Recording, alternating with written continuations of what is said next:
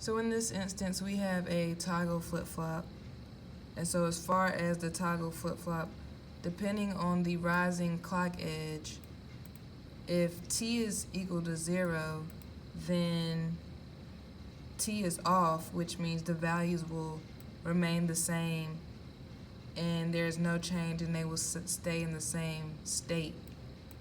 If there's a rising clock edge and t is 1, then Q will toggle going on to the next state.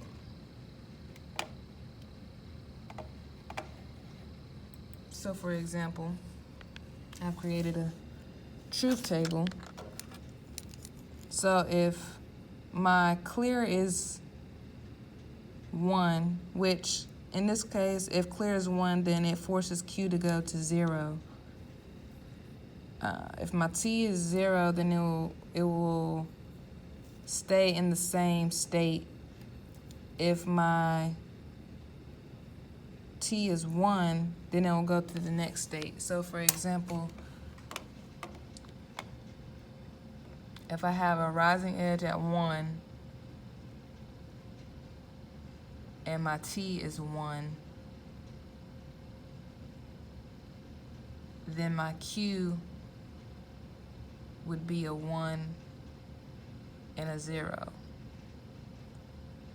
For the next rising clock edge, my T is 0, which means it would stay in the same state.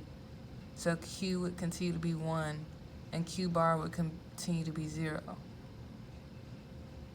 Here in my rising clock edge, I have T to be 1, which means it goes to the next state, which means Q toggles from 1 to 0 and Q bar toggles from 0 to 1, and it continues throughout the simulation.